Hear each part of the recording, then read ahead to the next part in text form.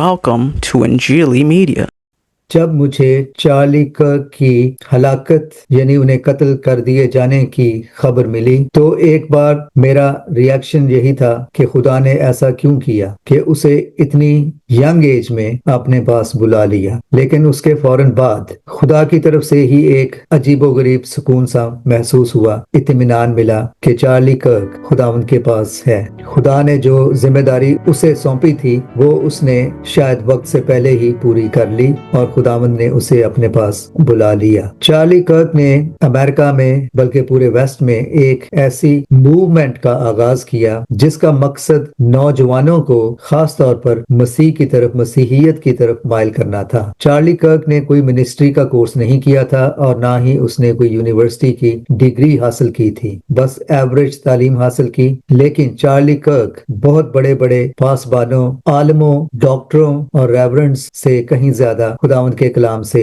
वाकफियत रखते थे, क्योंकि उनके दिल में मसीह के लिए, मसीहियत के लिए एक जज्बा था, एक गैरत थी। चार्ली कर्क गो के बहुत ज्यादा पढ़े लिखे ना थे, लेकिन उनकी तालीम और उनके इल्म, उनकी नॉलेज का सोर्स बाइबल मुकद्दस था। चार्ली कर्क के बारे कहा जाता है कि वो 100 के करीब, बल्कि उनका टारगेट होता कि वो एक साल में 100 किताबें पढ़ेंगे। आप सोच सकते हैं कि एक आदमी एक साल में 100 किताबें कैसे खत्म कर सकता है, लेकिन चार्ली कर्क एक साल में 100 किताबें पढ़ने का टारगेट रखते थे और पढ़ते थे। वो बाइबल मुकद्दस के तालिब इल्म थे, मसीह से बेपनाह मोहब्बत रखते थे और मसीहियत के एक गैरतमंद और जयाले सिपाही थे। जैसे मैंने शुरू में कहा कि जब चार्ली कर्क की वफात या कत्ल किए जाने की खबर मुझे मिली तो मैं बहुत ही रंजीदा हुआ और मैंने खुदा से सवाल पूछा, चार्ली कर्क को इतनी जल्दी क्यों उठा लिया? मेरे जहन में इसका जवाब ये आया कि स्टीफनस को भी खुदावंद ने अपने पास बहुत जल्द बुला लिया। स्टीफनस भी नौजवान था, चार्ली कर्क भी नौजवान, लेकिन दोनों की डेथ्स ने एक काम किया। स्टीफनस की शहादत के बाद मसीहियत का पैगाम यहूदिया में, यरूशलेम में, बल्कि पूरे इसराइल में और उसके बाद पूरी दुनिया में जंगल की आग की तरह फैल गया और देखते ही देखते सैकड़ों नहीं, हजारों नहीं, बल्कि लाखों लोग खुदा यीशु मसीह के पास आए। चार्ली कर्क की डेथ के बाद जिन नौजवानों से वो इंटरेक्शन करते थे, जिन यूनिवर्सिटीज में जाकर वो नौजवानों से मिलते थे, को के उस वक्त उन नौजवानों ने चार्ली कर्क के साथ बहस की, लेकिन उनकी वफात के बाद आज वही तालिब इल्म सोचने पर मजबूर हुए हैं कि ऐसी बात क्या थी कि जो चार्ली कर्क अपनी जान को खतरे में डालकर हमारे साथ गुफ्तगू करता था। आज चार्ली कर्क की वफात के बाद, उनके कत्ल किए जाने के बाद अमेरिका में जो चर्च खाली पड़े थे या जहां सिर्फ बूढ़े बुजुर्ग ही जाते थे और चर्चेस की हाजिरी बहुत कम थी, चार्ली कर्क की डेथ के बाद आने वाले पहले संडे के रोज अमेरिका भर में चर्चेस भरे पड़े नजर आए। ना सिर्फ चर्चेस में भारी तादाद में लोग आए, नौजवान लड़कियां और लड़कों की तादाद इनमें बहुत ज्यादा थी। इन सबको चार्ली कर्क ने बहुत इन्फ्लुएंस किया, उनके जहनों को झंझोड़ा, उनको खुदावंद की तरफ आने पर माइल किया। चार्ली कर्क इस दुनिया से जा चुके हैं, लेकिन उनके काम के सबब से आज उनकी डेथ के बाद पहले संडे को ही अमेरिका भर में चर्चेस में नौजवानों की तादाद इस कदर ज्यादा थी जो पहले कभी देखने को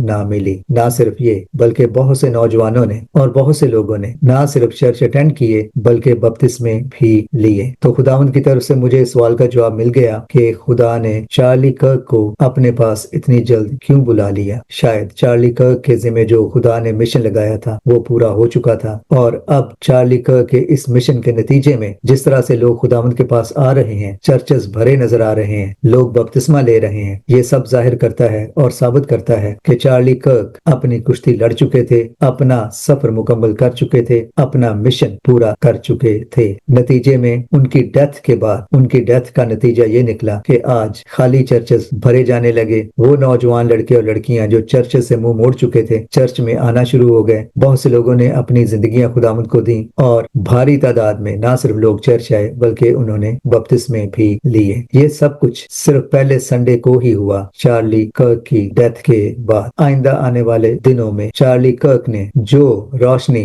जो शम्मा जलाई है, जो मूवमेंट अनलीश की है, जैसे कि उनकी वाइफ ने कहा, If you thought that my husband's mission was powerful before, you have no idea.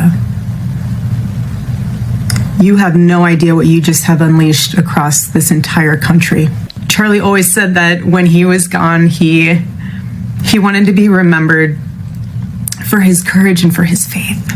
کہ چارلی کرک کو قتل کرنے والے, میرے ہسبینڈ کو قتل کرنے والے شاید یہ نہیں جانتے کہ انہوں نے ایک کتنی زبردست موومنٹ کو اگنائٹ کر دیا ہے, شروع کر دیا ہے, جو اب رکنے والی نہیں. اور میں اپنے ہسبینڈ کی اس موومنٹ کو نہ صرف جاری رکھوں گی بلکہ اس بات کو یقینی بناؤں گی کہ یہ موومنٹ اب پورے امریکہ بلکہ پوری دنیا کو سویپ کر کے رکھ دے گی. یقیناً ایسا ہی نظر آ رہا ہے. ابھی تو صرف پہلا سنڈے ہی گزرا ہے اور چرچز بھرے نظر آئے ہیں اور لوگوں نے چارلی کرک کی اس شہادت کے بعد بھاری تعداد میں بپتسمے بھی لیے ہیں. تو چارلی کرک اس دنیا میں نہیں رہے, وہ خداوند کے پاس ہیں, لیکن جو موومنٹ, جو تحریک وہ شروع کر کے گئے ہیں, یقیناً اب وہ رکنے کی نہیں. اور ان کا کام اور ان کا مشن ان کے اس دنیا سے جانے کے بعد 10 گنا نہیں, 100 گنا نہیں, بلکہ شاید ہزاروں گنا زیادہ تیزی سے اور مؤثر انداز سے جاری رہنے جا رہا ہے. Charlie Kirk, may your soul rest in eternal peace with God Almighty and may you see the face of the Lord along with the saints in heaven. Thanks for watching.